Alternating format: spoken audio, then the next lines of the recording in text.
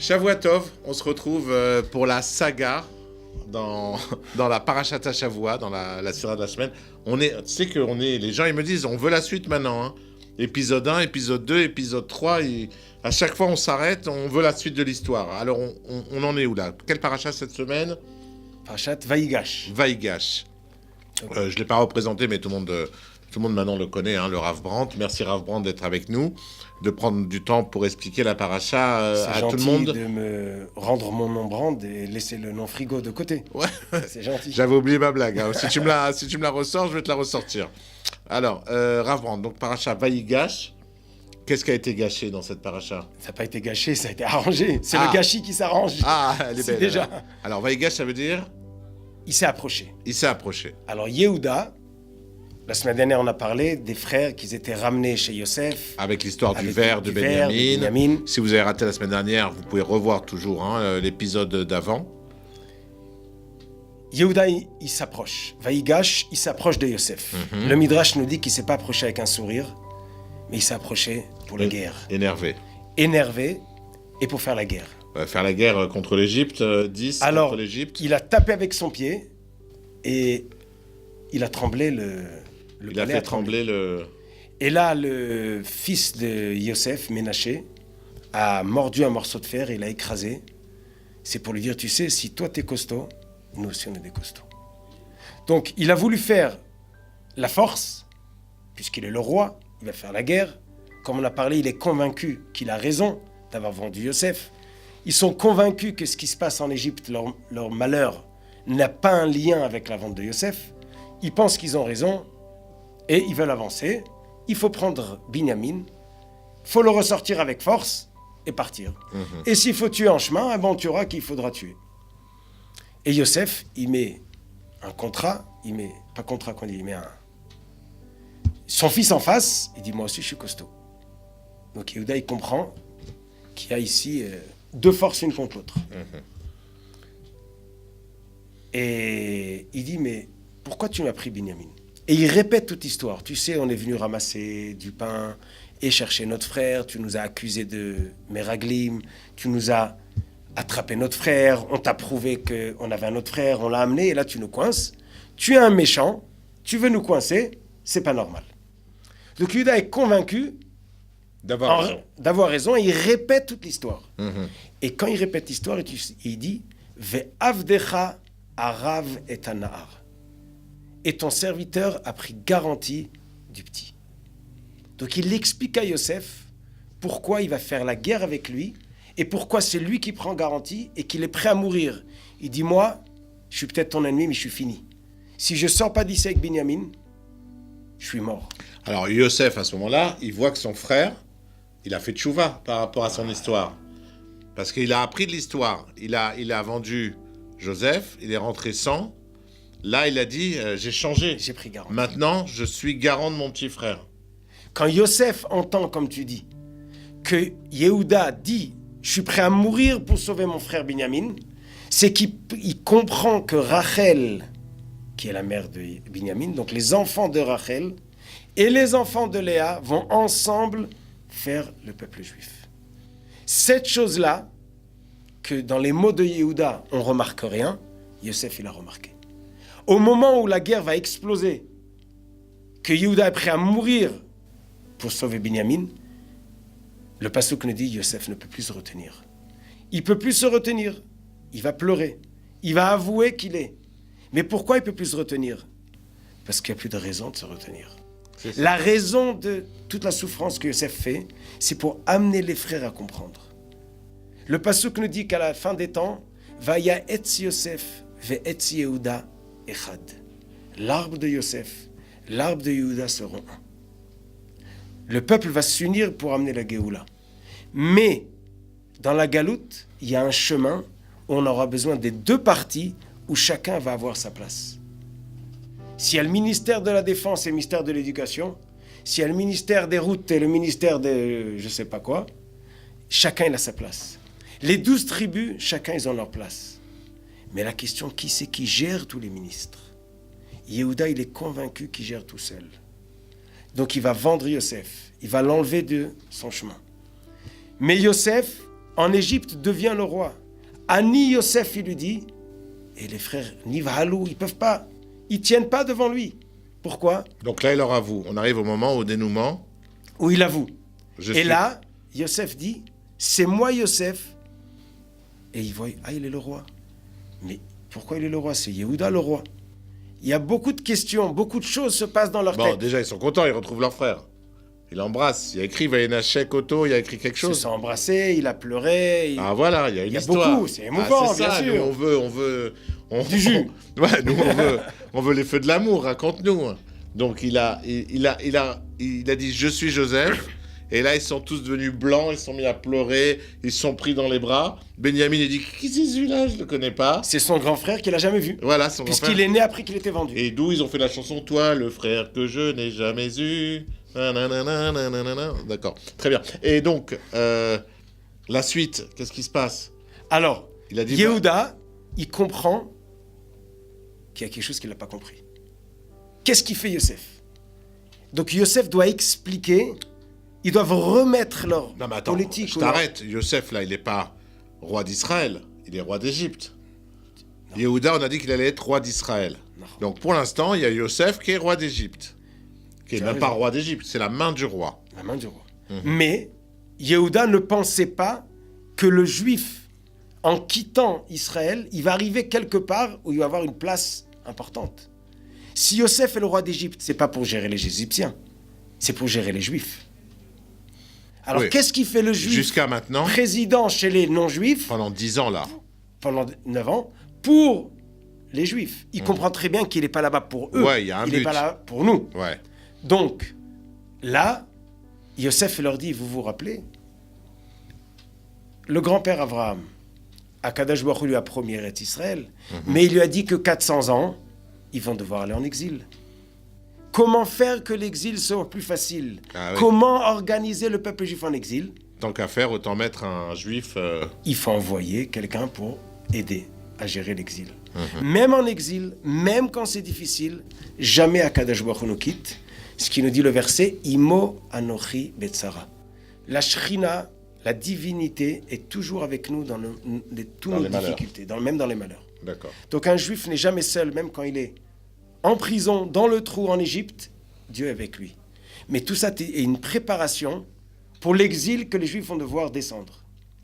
Donc, il y a un long processus où les frères comprennent qu'il y a une place pour un roi, à part le roi en Eretz Israël, il y a un autre roi qui est Yosef. Et quand Yehuda il comprend ça, quand il a pris garantie, c'est qu'il n'est pas roi, ou le peuple juif n'est pas entier, sans la partie de Rachel, et maintenant il s'avère passer en Binyamin, mais même Yosef, là, on peut rentrer en Eretz Israël. Ils peuvent monter chez leur père et lui dire ce que Yosef va leur dire, amenez mon père ici en Égypte. Dites-lui que je vis. Od Yosef Chai ou Melech Bemitzraim. Yosef est vivant. Et c'est le roi d'Égypte. Et c'est le roi d'Égypte. C'est Yosef qui dit de dire ça à son père. Il dit de dire ça à son père. Quand Yaakov entend ça, il se sent mieux. Pendant 22 ans, il était mal. Il est où mon fils? Pourquoi? Parce que Yitzhak et Abraham, quand ils ont renvoyé leur fils, ou ils l'ont mis de côté, ils ont compris d'Akadosh Baruch Hu, avec la névoie, comme on dit, la prophétie, que c'est comme ça que l'histoire doit se passer. Alors que là, il n'y avait aucune névoie, aucune prophétie, comme quoi Joseph devait quitter. Et au contraire, quand Yosef a été vendu, Yaakov était triste, il n'a plus de prophétie.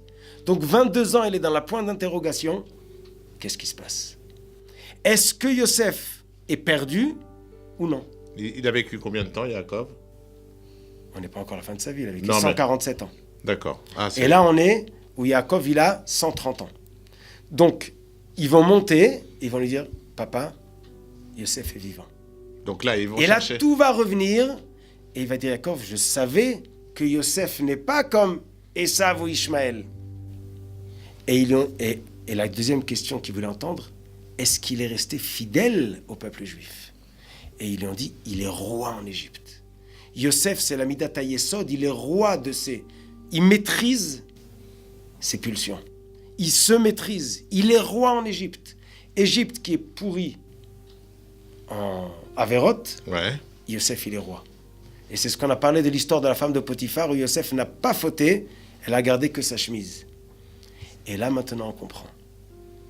Yaakov lui a donné une chemise spéciale pour lui montrer un amour spécial, parce qu'il savait que Yosef va passer des moments très difficiles. Et au moment où la femme de Potiphar, elle le prend, ou pardon, quand il lui raconte, Yosef a été tué, il lui amène la chemise, il dit, oh là là, mon fils n'a plus ma chemise. Ma chemise était un symbole d'amour pour l'aider à garder et rester proche de moi, même que les frères l'ont jeté. Et au moment que la femme de Potiphar l'a pris, c'est marqué dans le Midrash qu'il a vu la face de son père, c'est pour ça qu'il n'a pas fauté. C'est quoi la face de son père? C'est l'amour de son père, que même s'il est là dans cette épreuve, c'est pas qu'il est jeté. C'est pas qu'il est rejeté, c'est au contraire, c'est qu'il y a quelque chose à faire. Quand elle lui a pris sa chemise, elle a accusé, il s'est rappelé de la chemise de son père. Il a compris, c'est pas pour rien. Et maintenant, il leur dit, dites à mon père, je suis roi en Égypte.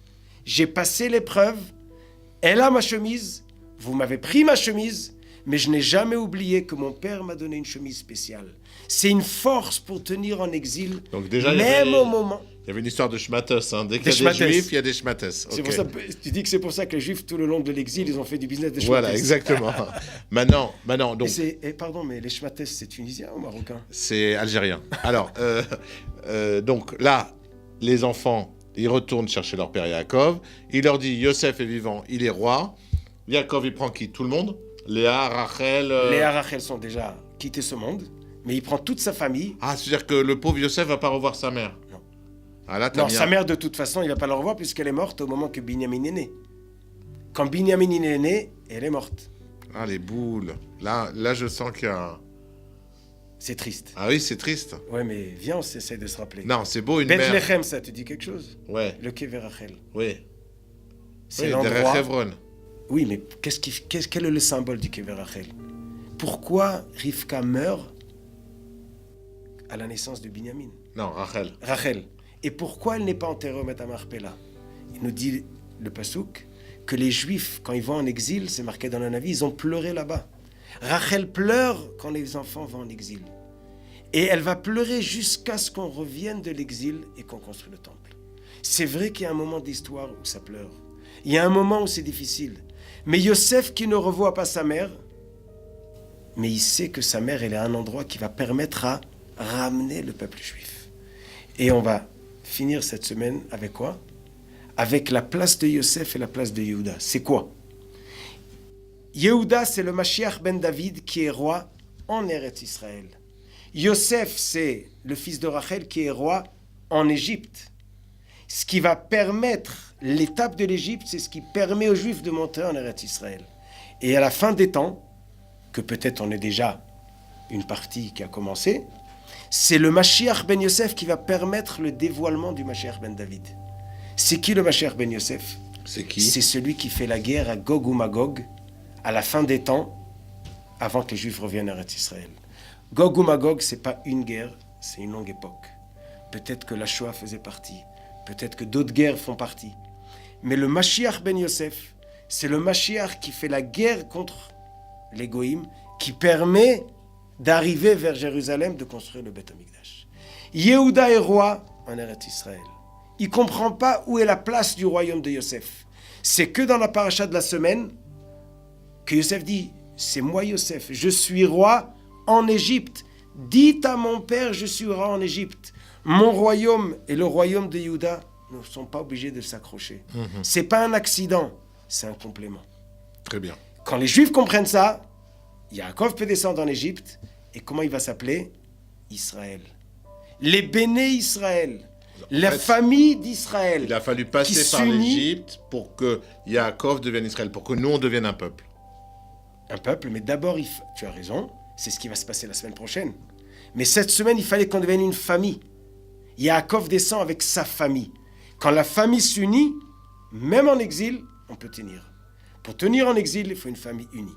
Donc d'abord, ils se sont unis, ils ont compris chacun leur place, et là, ils descendent en exil. L'idéal, c'est d'être unis en Israël. Parce que là, c'est la Géoula. Mais Dieu nous a déjà dit à Abraham que l'idéal va arriver, mais il va passer par l'exil. On n'est pas obligé d'avoir un long exil. On n'est pas obligé d'avoir un exil difficile. Mais le passage de l'exil, on le verra la semaine prochaine, dans 2 semaines, Alors, il est obligatoire. Juste pour nous, la fin de l'histoire, là. Yaakov, il a retrouvé son fils, Bien sûr. il l'a pris dans ses bras, il a embrassé et il a pleuré. C'est écrit tout ça? La semaine prochaine, Là, on n'a rien dit. Alors la semaine prochaine, ce sera Paracha. Vayechi. Alors on se revoit. Vayechi qui est, il a vécu. Valérie Vayechi. Vayechi. Vayechi. Mais dans la paracha la semaine prochaine, Yaakov va mourir. Donc ça dit quoi, Vayechi? Il a revécu. Quand l'histoire du séparement des frères Vaïgash, il y a eu un rapprochement, c'est ça qui fait revivre le père. Quand 2 enfants arrivent à vivre ensemble, quand il y a l'union dans la famille, c'est ce qui fait revivre les parents. Donc Vayechi, c'est Yaakov qui revit. Alors la semaine prochaine, on se retrouve pour Vayechi. Shabbat Shalom, à la semaine prochaine.